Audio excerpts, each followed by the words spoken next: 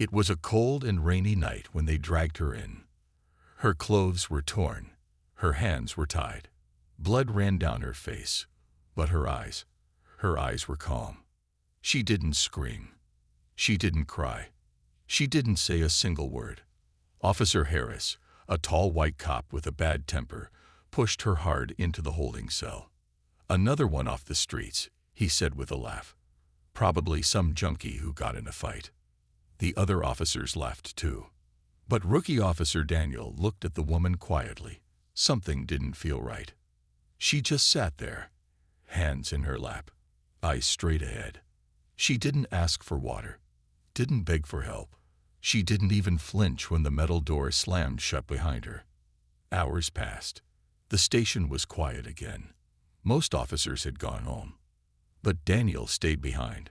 Something about her silence stayed in his mind. He looked at the report. Name, unknown. Age, unknown. No ID, no address, no fingerprints in the system. "How is that possible?" Daniel whispered. He looked again at the woman through the small glass window. She didn't blink. Earlier that night, they said she was caught near a gas station robbery. 2 people had died. A third was still missing. She had blood on her clothes, a torn jacket, but no weapon. Witnesses said she was just there and ran from the scene. They called her a suspect, but Daniel saw something different. Later, he brought her a glass of water. She didn't move. "Ma'am," he said gently, "I know you're scared, but if you talk to me, I can help." She finally turned her head. Slowly, her eyes met his. "I'm not scared," she said. Her voice was calm, steady, strong. Daniel paused. "Then why are you here?" She looked down at the floor. "They made sure I'd end up here." Before he could ask more, Officer Harris walked in. "What are you doing, Rookie?" "Talking to the criminal." Daniel stepped back. She's not special," Harris said. "Just another homeless black woman caught in a bad place. Don't waste your time." But Daniel wasn't sure anymore. The next morning, Daniel went to check on her again. She was awake, sitting in the same spot. No sleep, no complaints. He brought her some food. "You haven't eaten anything," he said. She looked at him again. "Why do you care?" "Because something doesn't add up," Daniel said. "Who are you?" She gave a small smile. "You wouldn't believe me. Try me." She leaned closer, just enough so only he could hear. "They think I'm just another victim," she whispered. "But I'm not." Daniel frowned. "Then who are you?" Before she could answer, another officer entered. "Let's go," the officer said. "She's being transferred to county jail." Daniel followed them down the hallway as she was walked out in cuffs. Suddenly, something caught his eye. A tattoo on the back of her neck, partly hidden by her collar. It was small, but Daniel recognized it. A trident, a skull, wings. It was the mark of Navy SEAL Team 6. Daniel's heart dropped. Was she really? That night, Daniel couldn't sleep. He opened his laptop and searched military records. Clearance denied. He tried again. Nothing. But one thing was clear. The tattoo was real. And if it was real, this woman wasn't a criminal. She was trained, deadly, and maybe in danger. The next day, Daniel returned to the station. He tried to find her. "She's gone," an officer said. "Transferred early this morning." But where? No one knows. Orders came from above. Daniel knew something was wrong. He looked at her photo again, the quiet strength in her eyes. She wasn't a nobody. She was someone powerful, and someone wanted her gone. But why? Daniel couldn't stop thinking about her. The woman with the Navy SEAL tattoo. The one with no name and no fear. She had disappeared overnight. No transfer file. No records. Nothing.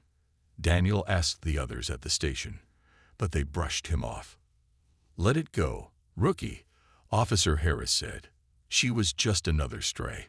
But Daniel had seen something in her eyes. Pain. control, training. He knew she wasn't just another arrest. That night, Daniel made a choice. He would find her, even if it meant breaking a few rules. He opened an old laptop and started digging, looking into missing persons, classified military reports, and Navy SEAL files. Most pages were blocked. But then, he found something. A mission from 5 years ago. Codename: Shadow Echo. It had no full report, just 2 lines. One operative survived. Status: classified. Operative last seen in civilian gear. Location: unknown. His heart beat faster. Could she be that operative? The next day, Daniel visited a homeless shelter near the city's edge. Sometimes, people without a name go where they won't be noticed. He showed the staff a photo from the police station camera. The man at the desk froze. "I know her," he whispered. "She was here for a few weeks. Stayed quiet. Helped out. Do you know her name?" The man shook his head. "No, but she saved a child from getting hit by a car. Just ran into the street like it was nothing. Like a soldier." Daniel's hands trembled. This wasn't a coincidence. Later that evening, Daniel received a strange envelope on his desk. No name, no return address. Inside was a single photo of the woman, standing in full military gear, face painted, eyes locked on the camera, holding a weapon. And on the back, a message in small letters: "If she speaks, powerful people will fall." Daniel stared at the photo. Someone was warning him, or threatening him. But now he needed to know the truth more than ever. Meanwhile, deep underground in a government facility outside the city, she sat alone in a dark room, hands still cuffed, face still calm. 2 men in suits stood behind a one-way mirror. "She's dangerous," one of them said. "Why didn't we eliminate her?" The other shook his head. "Because if we do, her team might come looking." Her team. She was part of SEAL Black Team, off the books. Only 5 operatives. She's the last one alive. They watched as she looked straight into the mirror, like she could see them. "She knows something," the man whispered. "Something we covered up." Inside the room, the woman took a deep breath. Her memories came rushing back. The mission in the desert, the betrayal from inside the U.S. command, her friends, her team, ambushed and killed. She had survived. Barely. Since then, she had been hunted. And now, they had her again. But this time, she was ready. Back in the city, Daniel visited an old war veteran named Captain Lewis. He had served for 30 years and helped train SEALs. Daniel showed him the woman's photo. Captain Lewis went pale. "That's Raven," he said slowly. "Raven. That was her call sign. No one knew her real name. But she was the best. Fast, smart, silent. They said she once disarmed 6 men with a broken bottle and saved a general. What happened to her? They said she died. In a mission that went wrong." Daniel leaned forward. What if she didn't die? Captain Lewis looked at him with fear in his eyes. "Then someone lied to all of us." The deeper Daniel searched, the more danger he felt. His phone started acting strange. Black cars followed him at night. His emails were erased. But he couldn't stop now. He had to find her. In her dark cell, Raven whispered to herself, "They think I'm broken." She smiled slightly. "They have no idea what I'm about to do." 3 days had passed. Daniel's life was no longer the same. He didn't sleep much. He didn't trust anyone. And everywhere he went, he felt eyes watching him. Someone powerful wanted the truth buried. But Daniel couldn't stop now. He had learned too much. The woman, Raven, was once a hero. A Navy SEAL trained for secret missions. She had saved lives, fought for her country. And now, her own people had locked her away. Why? Back at the underground facility, Raven sat silently in her chair. The guards had stopped asking questions. She never screamed, never begged. She just waited. Because she knew something they didn't. She wasn't alone. Outside the walls of that prison, someone was finally looking for her. Daniel visited a retired hacker named Juno, someone he had helped once during a police case. "I need access to secret files," Daniel said. "Military, government, real high-level stuff." Juno laughed. "You know that's crazy, right?" "I know. But I also know a hero is being punished for something she didn't do." Juno paused, then nodded. "All right, let's find your ghost." The two of them worked all night. After hours of digging, Juno found it. Project Black Echo. It was a mission that was never meant to be seen. A secret group of soldiers was sent into an enemy territory, but the mission wasn't what they were told. They weren't going to stop a terrorist, Juno said, reading the files. They were sent to destroy evidence that could hurt U.S. leaders. "And Raven?" Daniel asked. "She tried to stop it. She disobeyed orders. And they made her disappear." Daniel's heart sank. She was punished for doing the right thing. Juno nodded. "They framed her." At the same time, Raven's hands moved behind her back. The guards thought she was helpless. But they didn't know she had trained for years in escape tactics. With a small twist and a quiet breath, she popped one hand free. She smiled slightly. It was time. Daniel printed the secret documents and photos. He needed to go public. But as he left Juno's apartment, 2 black SUVs pulled up. Men in suits jumped out. "Daniel Reed, you're under arrest." "For what?" They didn't answer. They took his phone, his laptop, and dragged him away. But before they could delete everything, Juno had already uploaded the files to a hidden cloud drive. Back in the facility, alarms started ringing. Guards ran down the hallway. Prisoner escaped. Doors slammed. Lights flashed red. Raven was gone. She had taken down 4 guards, stolen a keycard, and disappeared into the dark tunnels below the base. Outside, a black helicopter waited. It was unmarked, silent. As it rose into the air, one of the guards yelled, "She's not alone." The news started to spread. A leaked video showed photos of Raven in uniform, her heroic missions, and a hidden voice recording of her saying, "They killed my team and blamed me. I won't stay silent anymore." People online were shocked. Some called her a traitor, but most called her a hero. A woman wrongfully accused, a soldier who had risked her life, now fighting again to reveal the truth. In a small hospital, Daniel woke up with a bruise on his head. Beside him was a folded piece of paper. He opened it slowly.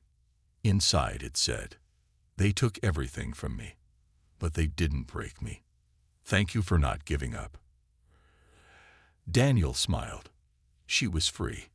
And now, she was coming for those who hurt her. High above the city, in a tall glass office, a powerful man stared at a screen. "She's alive," he said angrily. His assistant nodded.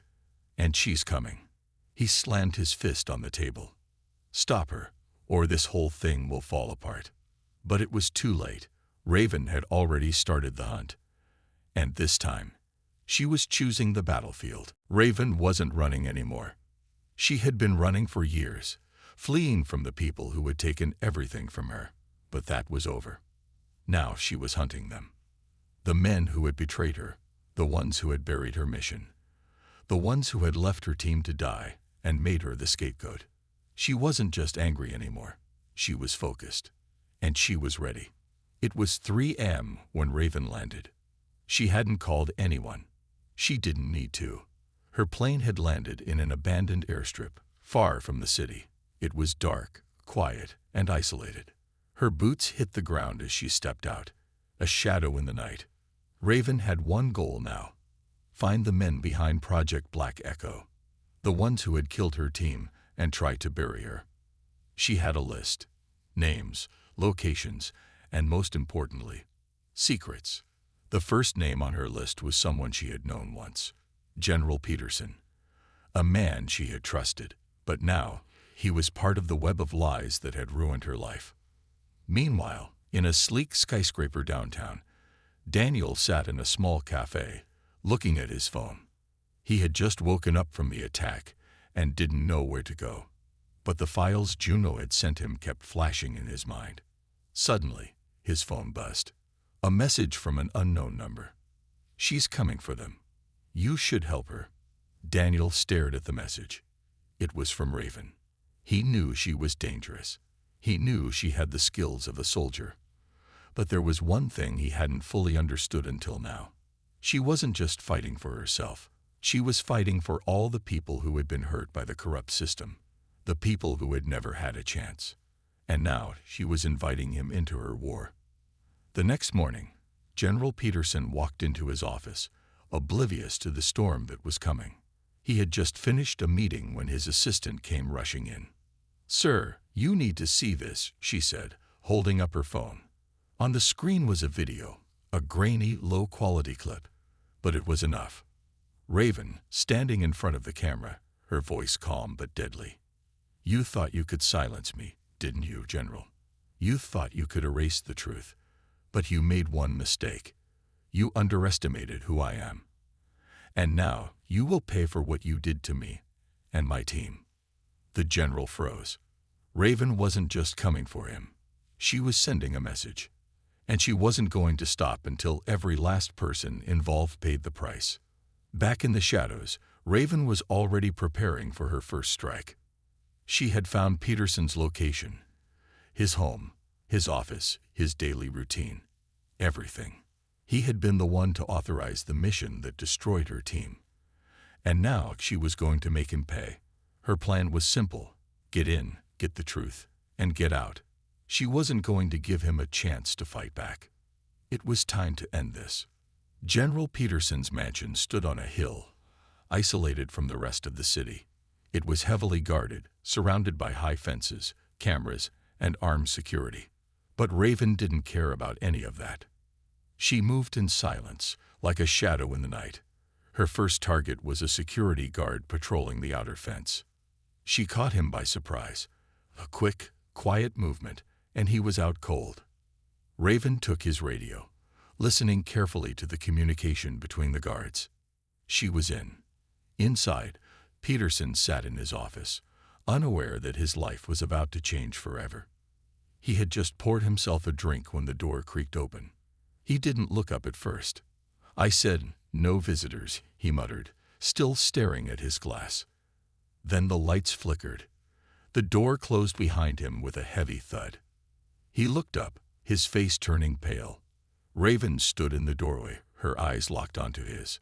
"Hello, General," she said, her voice cold and calm. For a moment, neither of them moved. Peterson stood up, his hand reaching for the gun under his desk. But Raven was faster. She moved in a blur, slamming his hand down onto the desk before he could draw the weapon. "Don't even try," she said. "I'm not here to kill you. Not yet." Raven pushed him into the chair, standing over him. "You don't remember me, do you?"